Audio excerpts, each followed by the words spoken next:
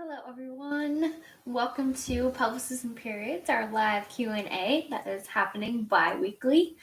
I'm hopped on here a few minutes early, mostly because dinner's already ready, so I wanted to do just a quick 10-minute live. That's what these lives are, just quick 10-minute answer a question or two, get straight to the facts, and learn a little bit more about your pelvis. Today we're going to deep dive into the bladder, but I'm going to give people a few minutes to hop on, so hang tight if you're watching live, and if you are watching the replay, then you can just skip ahead.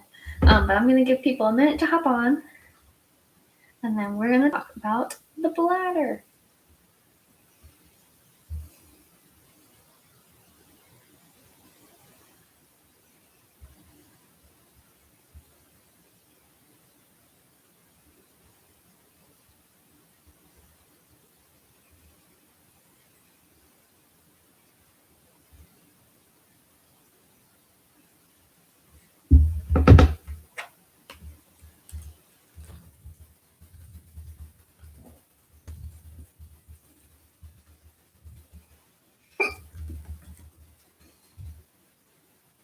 If you have any questions, please drop them in the comments on this video.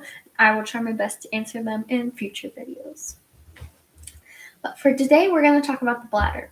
So when we're talking bladder health, the biggest topic that comes up in pelvic health physical therapy is incontinence, right?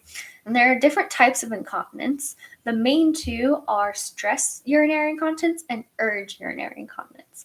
Stress urinary incontinence is the classic one you hear about, that people leak a little bit when they, laugh, cry, sneeze, lift weights, stand up from a couch, all that kind of stuff. Urge urinary incontinence is when you have a sudden strong urge to go to the bathroom so strong that you almost don't make it. And it's not necessarily one that builds over time. It's just one that all of a sudden comes on. For a lot of people, this happens when they're getting home from work and they're turning the keys in the door of their house. They suddenly have to pee really bad. And we'll get into it, but that's mostly because we've kind of conditioned our brain that we go to the bathroom around that same time every day. And so it's kind of your brain being like, oh, we're home, so it must mean we have to go pee, whether or not you've peed recently. So we're going to talk about how the bladder can send you signals that it's full before it is actually full. Okay, so we're talking more about that second one, the urge urinary incontinence, also called like overactive bladder or non-relaxing bladder. Lots of different terms for it. So I drew a little bladder here, okay? So this is our bladder. Normally, when we get to about 80% full, so about here, that is when our bladder will tell us, hey, you need to go to the bathroom pretty soon, okay? There's like 3 different stages to this, okay? So we have, let's see, yeah, what's my map? So when your bladder is full to here, you may have a little bit like, if I had to, I could pee right now, right? Feeling. When you get here, you're like, okay, I probably need to find a bathroom in like the next hour, but I'm good for a bit. I don't have to go right now. And then here is where you're like, okay, we need to find a bathroom, okay? Not like an emergency, but like priority, right? So typically we can wait until we make it to this threshold, this 80%, right? However, if you have urge urinary incontinence or an overactive bladder, you're never probably making it to that 80%. You're probably starting to feel that your bladder is full when it's down in these zones, okay? And that's because our bladder is very prone to conditioning, right? It's prone to getting trained and conditioned, just like any behavior, right? So if we always go to the bathroom when we're about at this threshold, when we're not really all the way full, we just feel like, we could go. And so maybe we're like, oh, well, I'm about to get in the car for an hour. I should go to the bathroom now, so I don't have to go on the road. Even though you're only here and you could probably make it an hour. Or maybe you just have urge when you get home from work because your bladder's conditioned to go at that time, and you go even though you may not actually be full. Maybe you just peed 2 hours ago. It takes your bladder like 6 hours plus to actually fill up, and that's if you're drinking water steadily. So you should be able to hold your urine more than a few hours. You should be able to make it to that 6 hour mark unless you're drinking like a lot, like if you worked out or you maybe had a meal, you drank a lot, but typically you should be able to make it to that 4 to 6 hour mark or more. Okay, so when you're constantly going to the bathroom, when you're still in these zones, your bladder is going to start to think that is your max fill line instead of this 80%. It's going to start to think this 60% is actually the max fill line. And so when you start getting nearer to 60%, you're going to get stronger signals, just like as if you were nearing that 80% threshold, even though your bladder is not actually full. And over time, that threshold's going to get lower and lower and lower, and you're going to feel like you're running to the bathroom all the time. You're like, what's going on? I haven't even been drinking that much water. And it feels like a hopeless kind of cycle that you get into.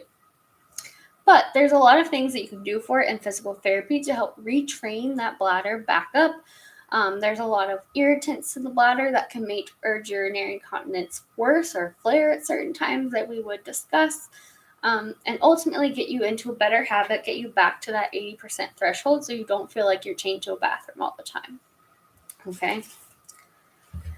Now, with stress urinary incontinence, there can be several causes, okay? Stress urinary incontinence really has nothing to do with how full your bladder is. It really has to do with how much control over the muscles in your pelvic floor that you have, okay? Now, this can stem from weakness or tightness, okay? It's not always weakness, like we say. Kegels are not always the answer. They're not always our friend.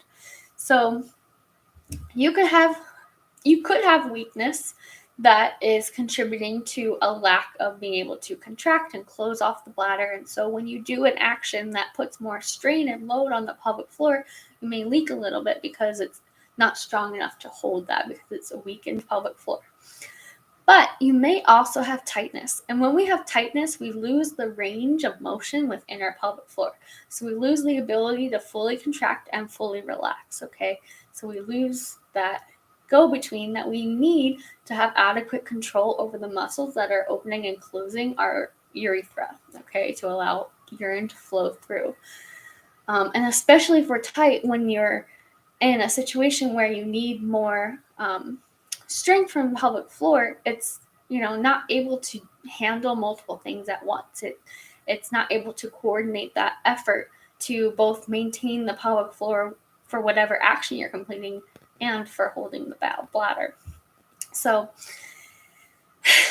our body likes to take the path of least resistance, right? When there's load placed on our body, and typically that pelvic floor, because it often lacks coordination or has weakness, is the path of least resistance. And so all that load from whatever action we're doing goes through the pelvic floor. And when the pelvic floor is not strong enough or coordinated enough to handle that load, you're going to have breakthrough. And in this case, it's in the form of urinary leakage. It could be in the form of other things too. It could be fecal leakage. It could be prolapse. It could be a number of things. So if you learned something about your bladder health today, drop a comment. If you have more questions about your bladder health, also drop a comment. I just wanted to jump on here, answer a few quick questions about why bladder health is so important. And so if you feel like you're always running to the bathroom, you feel like you don't have control over your bladder, you're leaking when you're lifting or picking something up, or every time you sneeze, and it's getting to a point where you can't handle it anymore, or maybe you can handle it, but it's there. If it exists, it's never normal. Even if you are old, I don't care if you are 90 years old, it's not normal, but it's common, okay? And because it's so common, we're told that it's normal because it's common, but it's not normal. And there are things you can do for it, no matter your age, no matter your lifestyle, no matter anything. So talk to a pelvic floor physical therapist, talk to me, drop a comment, send me a DM, whatever you need to do, because I would love, love, love to help you reach leak-free, and pain-free pelvic health.